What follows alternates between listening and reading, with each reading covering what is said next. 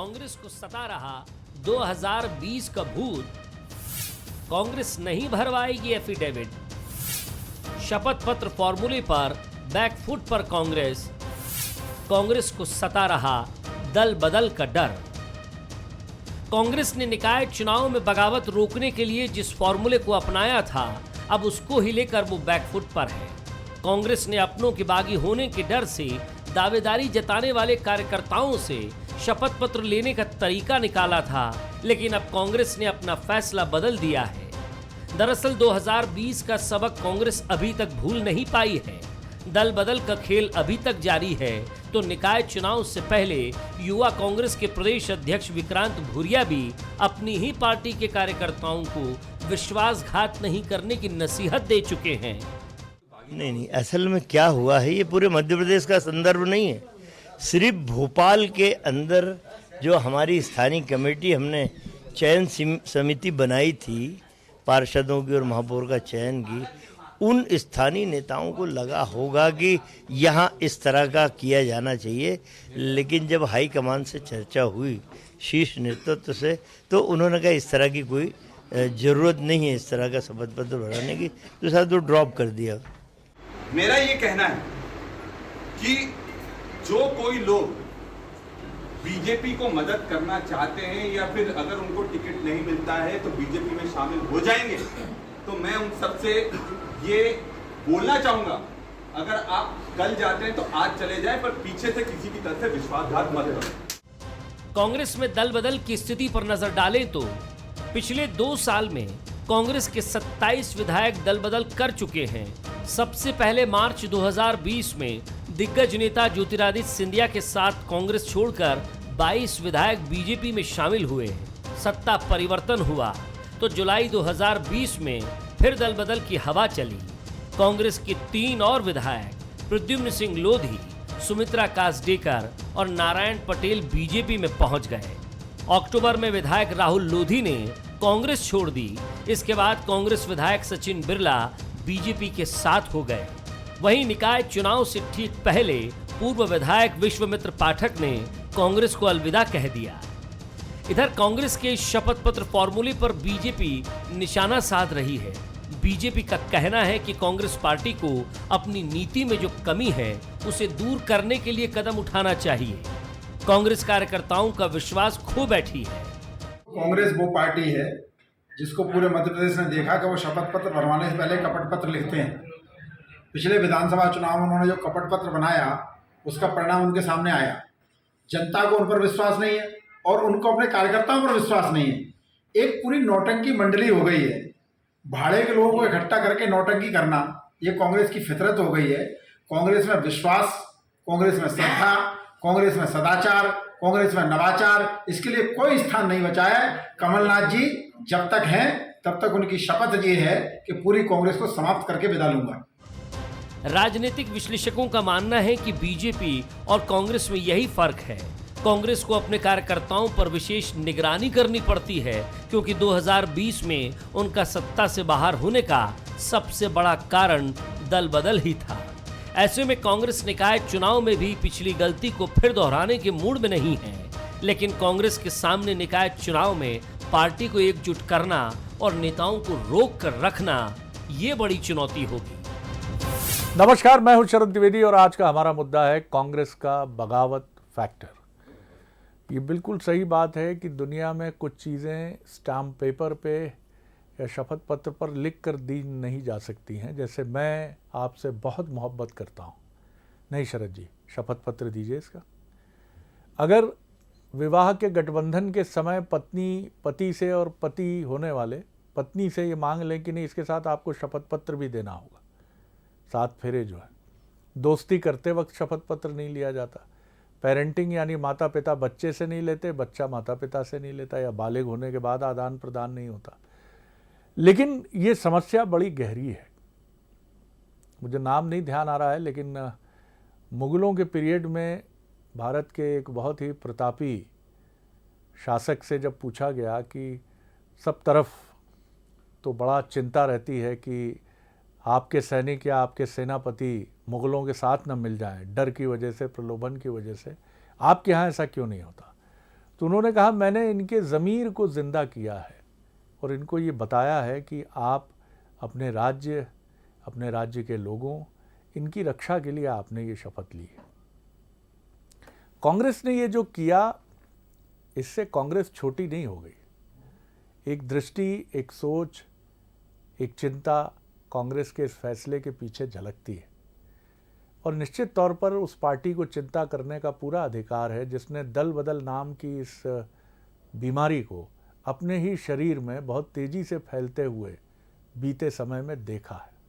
उस दर्द को भी आप महसूस करिए कि आपका हिस्सा, आपके साथ पला बढ़ा एक हिस्सा दल बदल लेता है और आपको छोड़कर उसी पार्टी के साथ चला जाता है जिसकी मुखालिफत वह आपके साथ बरसों बरस या अपनी पैदाइश के साथ करता रहा है। तो उस पार्टी का कॉन्फिडेंस थोड़ा तो हिलता ही होगा। और फिर सुझाव आते हैं नाना प्रकार के, और इन सुझावों में कई ऐसे भी होते हैं जो व्यवहारिक दिखते जरूर हैं, होते नहीं हैं। ये भी शायद ऐसा ही एक प्रस्ताव रहा होगा, तभी कांग्रेस ने इसको बदला। लेकिन निश्चित तौर पर अगर कांग्रेस को ज़रूरत है किसी चीज़ की, तो वो ज़रूरत है खुद को मजबूत करने की। और ऐसे लोगों का, जैसा पार्टी के कुछ सीनियर लीडर कहते हैं कि जिनका पार्टी की रीति नीति में भरोसा नहीं, उनका जाना ही उचित है। और हमारे यहाँ तो कहा भी जाता है, जाने वाले को कौन रोक सका है। तो जो आपके साथ बचते हैं, अंत में अगर 2 लोग भी बचते हैं तो 2 लोगों से भी सृष्टि की रचना की जा सकती है। कम से कम सनातन परंपरा का उदाहरण तो यही बताता है। तो एक घोर आत्मविश्वास अपने ऊपर रख कर, और शपथ पत्र जैसे ये जो प्रयोग हैं, ये भले ही चर्चा में आ जाए, लेकिन देर आए दुरुस्त आए, सही समय पर कांग्रेस ने फैसला किया है। आज हम इसी विषय पर बात करेंगे। जो मेहमान हमारे साथ हैं उनसे मिल लीजिए। मेरे साथ भोपाल स्टूडियो में है कांग्रेस के युवा नेता प्रवक्ता अवनीश बुंदेला जी, उनका मैं बहुत स्वागत करता हूं। हमारे साथ हैं भारतीय जनता पार्टी के युवा नेता और प्रवक्ता उमेश शर्मा जी, उनका मैं बहुत स्वागत करता हूं। आनंद आएगा उनके साथ और अवनीश जी के साथ।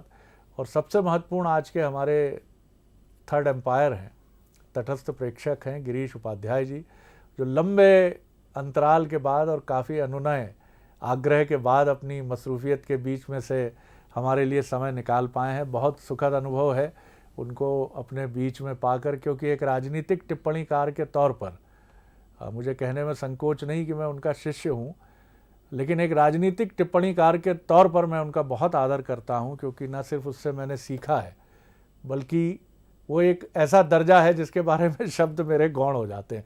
गिरीश जी, आपका मैं कुछ ज़्यादा स्वागत कर गया हूं तो क्षमा कीजिएगा।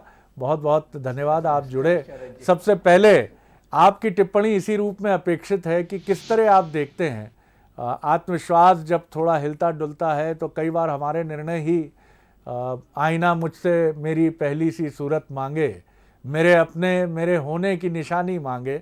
ऐसी भी मिसालें हमने जीवन में देखी हैं। किस तरह आप देखते हैं कांग्रेस के इस फैसले को और उसकी स्ट्रैटेजी को, जिसको उसने चेंज किया, और आगे किस तरह उसे बढ़ना चाहिए, इस पर भी एक छोटी टिप्पणी आपकी। जी गिरीश जी। जी जी शरद जी, आपने अपनी बात कांग्रेस से शुरू की और मुझे ऐसा लगता है कि आज का विषय ये कांग्रेस में जो हुआ है उस पर ही केंद्रित है जी, या उसके बहाने हम लोग बात कर रहे हैं जी। तो सबसे पहले तो मैं ये कहना चाहूँगा कि कांग्रेस के भीतर का जो एक एहसास है खुद से सशंकित होने का, वो गलत नहीं है शरद जी, क्योंकि कांग्रेस ने पिछले कई दिनों में जो कुछ झेला है उसके चलते एक विश्वास का डिग जाना से एक स्वाभाविक प्रक्रिया है जी। तो अगर कांग्रेस ने कुछ पहल की भी थी, जिसको कि आपने बताया कि उसको वापस ले लिया गया है, तो ये बताता है कि पार्टी में कहीं कोई भीतर बहुत ही उथल पुथल तो है। और वो उथल पुथल इस बात को लेकर है कि हम अपने कार्यकर्ताओं पर, अपने नेताओं पर, या जिनको हम कोई दायित्व सौंपने जा रहे हैं उन पर कितना विश्वास करें। तो मूल रूप से ये जो संकट है, ये पार्टी का अपने ही कार्यकर्ताओं पर, अपने ही सदस्यों के प्रति एक विश्वास का संकट है। और इसके बीच में जो हम देखते हैं कि जो सबसे बड़ी बात आ रही है, वो हम पा रहे हैं कि हमारी जो समूची चुनाव की प्रक्रिया कहें, राजनीतिक प्रक्रिया कहें या लोकतांत्रिक प्रक्रिया कहें, वो ज़्यादा से ज़्यादा सत्ता केंद्रित हो रही है। जिसके पास सत्ता है वो एक बहुत बड़ा चुंबक है और उस पर कोई भी खींचा चला आएगा या खुद को अपने को सोना साबित करने के बजाय लोग लोहा साबित करने के लिए लालायित रहते हैं और वो चुंबक की तरफ स्वाभाविक रूप से आकर्षित होते हैं। तो ये केवल कांग्रेस या बीजेपी की समस्या नहीं, ये भारतीय राजनीति की समस्या है, जिसका आपने बहुत बखूबी जिक्र किया कि इन दिनों ये बहुत ज़्यादा बढ़ रहा है। और इस पर दुखद बात यह है कि कोई भी दल इस पर गंभीरता से विचार नहीं करना चाहता और न ही गंभीरता से कुछ अमल करना चाहता है, क्योंकि ये एक ऐसी गली है जिसमें अपने लिए सबको स्वर्ग की सीढ़ी दिखाई देती है। कल को मुझे भी अगर ऐसा अवसर मिलेगा तो मैं भी ऐसा ही कर लूंगा या करवा लूंगा, तो कोई पूरे मन से इसको नकारना भी नहीं चाहता। इसलिए ये रोग बढ़ता जा रहा है और ये बहुत चिंताजनक है। चिंताजनक इसलिए भी है कि कोई इस पर गंभीरता से बात नहीं कर रहा। विश्वास का संकट पार्टी का अपने कार्यकर्ताओं के प्रति, जो कि उसकी रीढ़ है, उसकी पूंजी है, तो अपनी पूंजी, अपनी पोटली, अपनी गुल्लक पर ही उनका भरोसा नहीं है। और ये सबसे बड़ा संकट मैं देखता हूँ इस पूरी प्रक्रिया में। शरद जी, आपने बड़े तरतीब से उसको बयां कर दिया जो आज का दौर है। और सही बात है कि इस दौर में कोई भी पीछे हटना नहीं चाहता और सत्ता एक ऐसा चुंबक हो गई है। आपकी इस बात के बड़े मायने हैं कि अब लोग सोना और चांदी नहीं, लोहा साबित करने में जुट गए हैं। उमेश जी, एक छोटी टिप्पणी आपकी, विषय आपकी पार्टी से जुड़ा नहीं है लेकिन जुड़ा भी है इस रूप में कि अपने प्रतिद्वंदी की हर हलचल पर पक्षी पार्टी को जो सत्ता में होती है उसकी सत्ता पक्ष की पार्टी की निगाह होती है। तो आप इसे किस रूप में देखते हैं और क्या कहना है आपका? आपको सुनकर फिर मुकम्मल जवाब के लिए अवनीश जी की तरफ चलेंगे। जी बताइए उमेश जी। जी जी सर। जी शरद जी, भीतर झूठों की मंडी है, बाहर बोर्ड लगा है सच बोलो। डूबने वालों, गंगा जी तो अपनी है, नाव में किसने छेद किया था ये बोलो। कठिनाई ये है, केवल गंगा जी पर दोषारोपण करने से नहीं होगा। पुरानी पिक्चरों में हम अक्सर देखा करते थे तो इंटरवल के बाद में जब न्यायालय और कचहरी के मामले आते थे तो बड़े शान शौकत से एक परंपरागत रिवायत को निभाया जाता था कि मैं गीता पर सौगंध लेकर शपथ करता हूं कि जो भी कहूंगा सच कहूंगा और सच के अलावा कुछ नहीं करूंगा। पर सूरत हाल ये है कांग्रेस पार्टी का कि चुनाव के पहले तो कहा जाता है कि कस्में वादे निभाएंगे हम और साथ रहेंगे जन्म जन्म, और जैसे ही चुनाव समाप्त हो जाता है अवसरवादिता के जो ललचाए हुए पंछी और परिंदे हैं वो उस घोंसले पर बैठकर दूसरा तराना छेड़ देते हैं कि कस्में वादे प्यार वफा ये वादे हैं, वादों का क्या। तो कठिनाई कांग्रेस पार्टी की ये है, वो गंगा जल की कसम खिला दे, गीता की खिला दे, गायत्री की खिला दे, गौ माता की खिला दे, सौगंध से मामला सुधरने वाला नहीं है। एक जज्बा पैदा करना पड़ेगा, जैसे राजपुताना में करा जाता था कि ये बीड़ा रखा है और सामने युद्ध में बहुत बड़ी सेना है और सामने ये लग रहा है कि अगर हम हताहत हुए तो मारे भी जा सकते हैं, और सूरवीर सामंत आगे आते थे और बीड़ा उठा लेते थे। और हमने तो भारतीय जनता पार्टी में यही सीखा है कि न दैन्यम न पलायन, और कौनते युद्धरत करो, युद्ध में सन्नद्ध हो जाओ। तो भारतीय जनता पार्टी में कार्यकर्ता का निर्माण करने की जो कार्य पद्धति है, उस कार्य पद्धति में अपने नेता के प्रति और अपने नेतृत्व के प्रति एक निष्ठा का नमक स्वाभाविक रूप से शामिल हो जाता है। वो हमारे रक्त में बहता है और धमनियों में मचलता है, उछलता है। तो हम अनुकूलता में रहे या प्रतिकूलता में रहे, सुखे दुखे समेक्रता भाव के साथ काम करते हैं। हम उस समय भी विचलित नहीं हुए जिस समय 84 में हम 2 थे, हम उस समय भी विचलित नहीं थे जब 51 में जनसंघ शुरू करके केवल 3 थे, और हम आज भी बहुत ज्यादा हर्षित और आनंदित और बल्लियों नहीं उछलते जिस समय 303 मेंबर ऑफ पार्लियामेंट है। तो मुझे लग रहा है कि कांग्रेस पार्टी को कहीं ना कहीं हाईकमान से शुरुआत करना पड़ेगा। आप किस किस से शपथ पत्र भरवाएंगे? G23 वालों से भरवाएंगे, नवजोत सिद्धू जैसों से भरवाएंगे? शपथ पत्रों से काम हल होने वाला नहीं है। संकल्प शक्ति का भाव पैदा करना पड़ेगा कार्यकर्ता में, और ये कठिनाई कांग्रेस पार्टी में इसलिए है शरद जी कि कांग्रेस विचार आधारित राजनीतिक संगठन नहीं है, और जो राजनीतिक दल विचार के लिए काम करते हैं उसका कार्यकर्ता वैचारिक शक्ति से परिपूर्ण होता है, तो वो स्वयं के प्रति भी निरपेक्ष होता है, व्यक्तिवाचक नहीं होता है। लेकिन आपने जिन आदर्शों की बात की, अब वो ये दौर कितना उनके लिए मौजूद है। शेर याद आता है मुझे, उसके दुश्मन है बहुत आदमी अच्छा होगा, मेरी तरह वो भी इस शहर में तन्हा होगा। इस दौर में जहाँ ये मिसाल दी जाती है वहाँ नैतिकता, आदर्श और मूल्य कहाँ किस कारागार में कैद हो गए हैं, ये भी एक बड़ा सवाल है। बहरहाल आपने सारी दोनों बातें सुनी, अपने मित्र की भी और हमारे तटस्थ प्रेक्षक गिरीश जी की भी, क्या कहेंगे? सर अवनीश दो जी। लाइनों से शुरू करना चाहूँगा सर। मैं भी बड़ा, गंगा जी का नाम आया है वो शायराना अंदाज में उमेश जी, तो मैं भी कहूँगा, राम तेरी गंगा मैली हो गई, कोविड के पाप धोते धोते। गंगा की अगर बात करेंगे तो अब कोविड की वो लाशें भी याद कर लें जिसके बारे में अंतर्राष्ट्रीय मीडिया ने भी कहा था। खैर बहरहाल ये हमारा विषय नहीं है, लेकिन गंगा की बात आई थी तो मैंने उसके ऊपर टिप्पणी की। शरद जी देखिए, पहली बात तो इस तरह का कोई आदेश आया नहीं है, और अगर मैं कह रहा हूं, और ये मुझे कहीं ना कहीं मुझे ऐसा लग रहा है कि कन्फ्यूजन की स्थिति, क्योंकि उसमें ही कहा गया था कि जो बड़ा नेता जिस भी व्यक्ति को टिकट दिलवाता है, चाहे वो पार्षद का टिकट दिलवाए या महापौर का टिकट दिलवाए, तो उसकी जिम्मेदारी रहेगी उस नेता को जिताने की। मतलब कहीं ना कहीं उस नेता की अकाउंटेबिलिटी रहेगी। ये जो एक भ्रम की स्थिति पैदा हो रही शरद जी, ये कोई शपथ पद वाली बात नहीं थी। शपथ पद वाली बात ये थी, कमिटमेंट वाली बात थी कि अगर किसी सो एंड सो नेता ने किसी व्यक्ति को महापौर का टिकट दिलवाया, पार्षद का, तो उसकी जिम्मेदारी, सबसे पहली जिम्मेदारी, इसमें क्या बुराई है? और सबसे बड़ी बात, ये हर पार्टी का एक अंदरूनी मामला है, शपथ पद जैसी कोई बात नहीं। भाजपा में किस तरह की रणनीतियां थी शरद जी, मैं आपको याद दिला दूं। बाहर से प्रचारक आएंगे, किसी के घर रुकते हैं, ठीक है, और कई सारे कार्यक्रम होते, उसमें कई जो कार्यकर्ता आते हैं, घर घर रुकाए जाते हैं। वो आपका वो है, आप घरों के बाहर जाके लिखते हो मेरा घर भाजपा का घर, उसके ऊपर फिर कई लंबी बहस होती। तो वो देखिए आपकी स्ट्रेटजी है, हमने कभी उस पर उंगली खड़ी नहीं की। तो अगर ये पार्टी के अंदर खानों में ये चर्चा होती है कि ऐसा किया, लेकिन हुआ नहीं है, वैसी कोई नज़ीर नहीं है, वैसी कोई लकीर नहीं है। एक चर्चा आई थी कि वो तो हर जगह होती है, आपके यहाँ भी अगर कोई नेता, जैसे सिंधिया जी ने भी तलब किया अभी 2 अध्यक्षों को, 3 अध्यक्षों को कि भाई टिकट दिए जाएं, तो अकाउंटेबिलिटी होती है। और शरद जी सबसे बड़ी बात, दूध का जला दही भी, कहते ना, छाछ भी फूक फूक कर पीता है। तो शरद जी आपको मालूम है कि हम कितने जले हैं।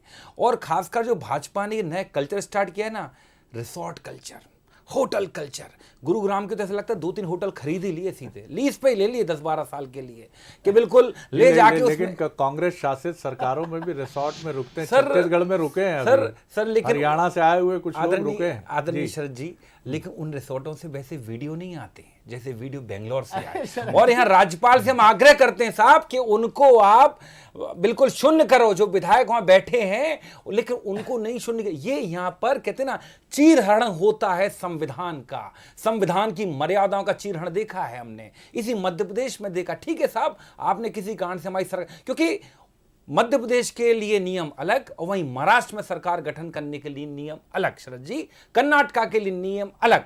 तो ये हमने देखा है शरद जी, इसलिए मजबूरी हो जाती है। देखिए ये बात सही है कि कहीं ना कहीं चिंता तो होती है, क्योंकि जब सामने भाजपा जैसा खरीदार हो, हम तो साफ कहते हैं शरद जी कि जिस तरह से, क्या आज ये कहते हैं everything fair and love and war, आज ये कहते हैं मास्टर स्ट्रोक। तो यही तो भैया पहले जो आक्रांता आते थे, मुगल आते थे, यही तो वो कहते थे कि जिसकी लाठी उसकी भैंस। फिर आप उनको गलत जब ठहराते हो तो आप भी तो वही काम कर रहे हो, आप भी तो वही कर रहे हो कि तोड़ना पार्टियों को और किसी तरह जोड़ तोड़ करके सत्ता पाना। सर और इसका कहीं ना कहीं आप भी उसी रास्ते पर शरद जी। बाकी मैं स्पष्ट कर दूं पूरी जिम्मेदारी से, इस तरह का कोई भी शपथ पत्र नहीं भरवाया गया है। अब इस दौर में मुझे याद नहीं आता कि वो पुरानी गज़ल क्या गालिब साहब की है या किसकी है, लेकिन मैंने उसको केएल सहगल साहब की आवाज़ में भी सुना है, और उसके बाद भी कुछ मकबूल गज़ल गाने वाले सिंगर्स की आवाज़ में सुना है कि बाज़ार से गुजरा हूँ लेकिन ख़रीदार नहीं हूँ।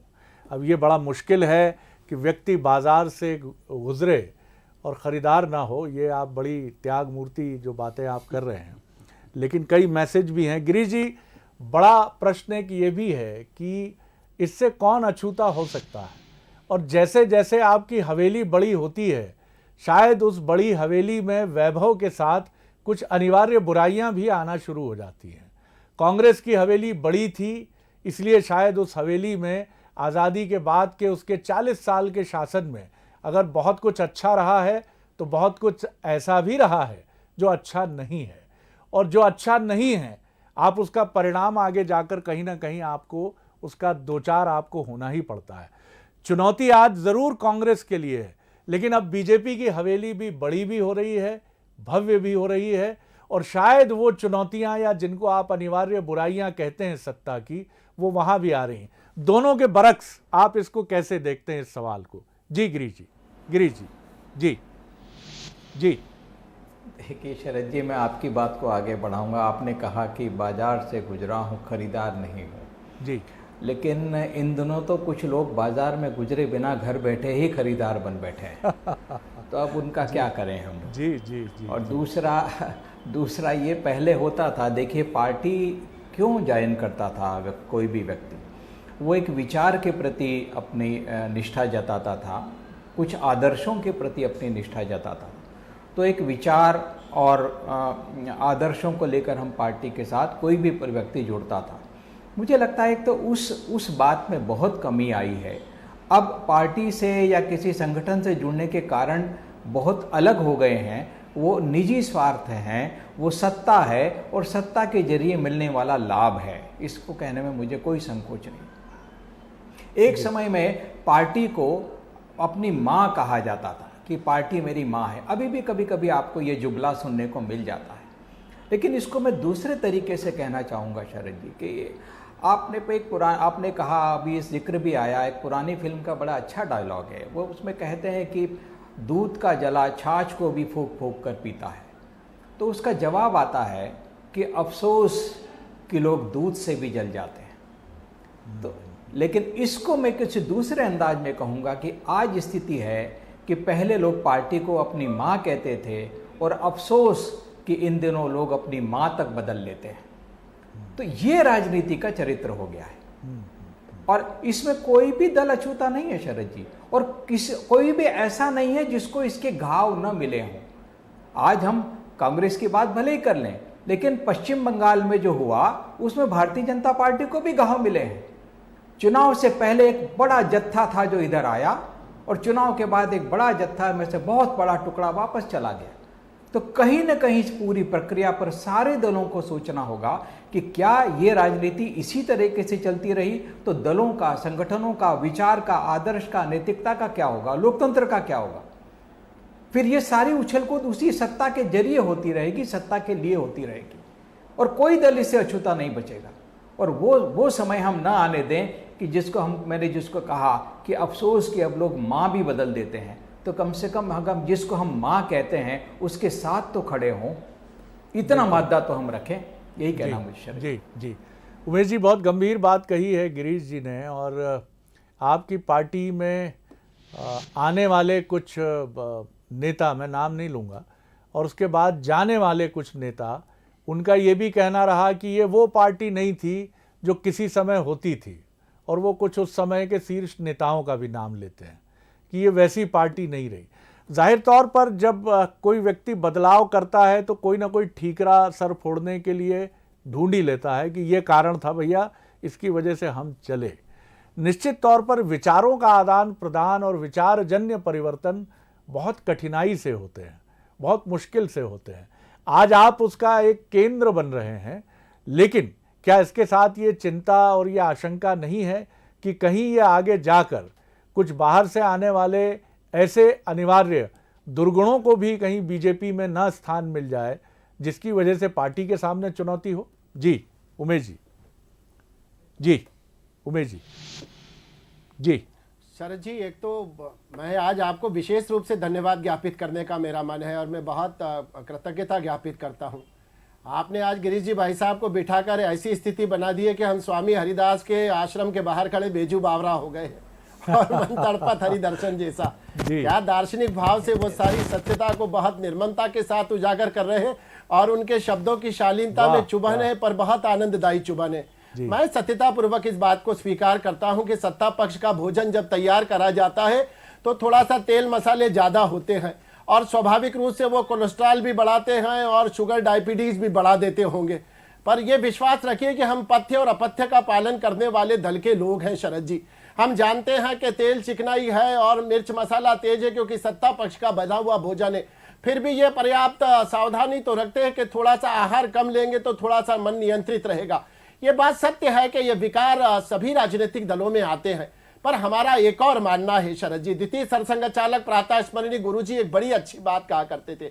वो कहते थे कि भारतवर्ष में आधे लोग वो हैं जो आज हमारे साथ हैं और आधे लोग वो होंगे जो कल हमारे विचार दर्शन से सहमत होंगे। अब ये जो आधे लोग हैं जिनको हमारे वैचारिक अधिष्ठान से हम सहमत कराने का प्रयास कर रहे हैं, तो ये सत्य है शरद जी की बाढ़ जब भी आती है तो गंदे पानी के साथ आती है, पर बाढ़ जैसे जैसे शने शने उतरती है तो गंदापन अपने साथ ले जाती है। स्वाभाविक रूप से कचरा आना नियमित प्रक्रिया है घर में, पर झाड़ू लगाना भी मुझे लग रहा है कि एक स्वाभाविकता भारतीय जनता पार्टी में है। हम जानते हैं कि अगर हम अपेक्षा करेंगे, खिड़की दरवाजे खुले रखेंगे और ये प्रयास करेंगे कि हमारे यहाँ वायु का प्रवेश आबाद रूप से होता रहे, तो धूल के कण भी आएंगे। उन धूल के कणों को झाड़ू लगाने की व्यवस्था हमारे यहाँ है। हम समय समय पर निर्मल अंतःकरण के साथ ये घर बना रहे, इस बात की चिंता हमारे घर के अभिभावक करते हैं। जी, आपने भी बड़े दार्शनिक अंदाज में बड़ी मकबूल बात कही है, बड़ी ज़बरदस्त बात कही है। अवनीश जी, सवाल यही सबसे बड़ा है कि बुरा जो देखन मैं चला। अब सबसे बढ़िया काम ये है कि ठीक है, राजनीतिक मंचों पर, डिबेट के मंचों पर आप एक दूसरे की कमज़ोरियां देखें, एक दूसरे की खामियां देखें, लेकिन वो क्षण भी रहता है हर पार्टी, हर व्यक्ति, हर संगठन के पास, जब वो ठिठक कर, ठहर कर देखता है कि क्या गलत हो रहा है, कहाँ से इसको रोका जा सकता है, कैसे हम गलतियों को पकड़ सकते हैं और किनको हमारे साथ रहना चाहिए, जिनके जाने पर हमें शोक मनाना है और किनके जाने पर हमें प्रसन्न होना है, ये आप ही को तय करना है। देखिए सर जी, ये बात सही है कि जो कार्यकर्ता, अगर कोई भी नेता अगर बचपन से, शुरुआत से अपनी छात्र राजनीति से आपके दल से जुड़ा हुआ होता है, वो दल क्या, वो फिर आपके दिल से जुड़ जाता है। और जब वो कोई भी नेता अगर आपकी पार्टी को छोड़कर ज़्यादा, तकलीफ तो होती है। नफ़ा नुकसान एक अलग विषय है कि आपको कितना नुकसान देकर, लेकिन कहीं ना कहीं तकलीफ होती है। और ये है कि, लेकिन मैं फिर भी ऐसा मानता हूँ शरद जी कि बहुत लंबे समय तक इस विचारधारा से जाकर उस विचारधारा को आत्मसात नहीं कर पाता, वहाँ के लोग भी शायद उसको आत्मसात नहीं कर पाते हैं।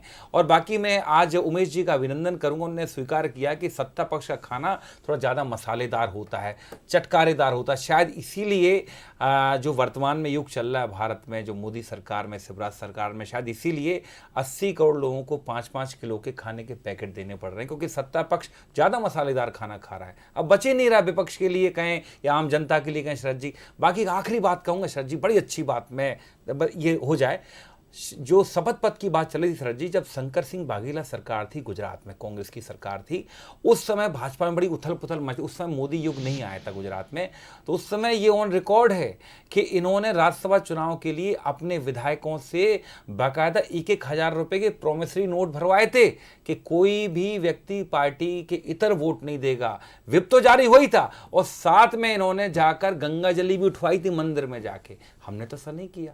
ये होता है विश्वास अपने। अब आप कहते हो कि हमारा कार्यकर्ता तो सिंचित करता है, हम उसको सिंचित करते हैं, वो पार्टी को सिंचित करता है, उसके बाद इतना विश्वास क्यों, मुझे बताएं।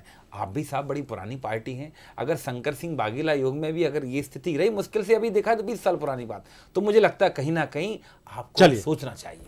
सबसे महत्वपूर्ण बात यही है जो ध्यान रखने लायक है कि सबसे ज़्यादा सिखाती हैं असफलताएं, चुनौतियां, और इन चुनौतियों को जो बहुत आत्मनिरीक्षण और बहुत आत्मविश्वास से देखता है, वो अपने भीतर ऐसे दीर्घकालिक सुधार करता है, जिसकी बीजेपी की हम बात करें कि 2000 में जब सरकार बनी और उसके बाद 10 साल तक यूपीए की सरकार थी, तो लोग बहुत सारी बातें कर रहे थे, लेकिन बीजेपी ने अपनी उन कमज़ोरियों से सीखा, प्रचार को अपनी ताकत बनाया। कांग्रेस के लिए भी सीखने के लिए बहुत कुछ है। हर फिक्र को धुएं में उड़ाता चला गया, ये मिसाल बड़ी दार्शनिक है, और उसी मिसाल के साथ मैदान में उतरना होगा, डटना होगा, लड़ना होगा। आप ये कल्पना नहीं कर सकते कि प्रतिपक्षी टीम के कैप्टन जो हैं, उनका कोई विवाद चल रहा है तो वो आज अच्छा नहीं खेलेंगे, इसलिए हमारी सरकार बन सकती है, या ये टीम तो आज बहुत रन नहीं बना पाएगी क्योंकि इनके मुल्क में गड़बड़ है। आपको अपनी ताकत पर ही खेलना पड़ता है। आप प्रतिपक्ष की कमज़ोरियों को ध्यान में रखते हैं, विपक्ष की कमज़ोरियों को ध्यान में रखते हैं, लेकिन ताकत आपकी रहती है जो लोकतंत्र में आपको विजयी बनाती है। इसीलिए कहा जाता है कि सरकार वही जो जनता मन भाए। बहुत शुक्रिया अवनीश जी, बहुत शुक्रिया उमेश जी, बहुत धन्यवाद गिरीश जी आपका, आपकी गौरवशाली प्रेजेंस के लिए। आगे देखिए छत्तीसगढ़ आज का मुद्दा, क्रॉस वोटिंग पर कॉन्फिडेंस। नमस्कार।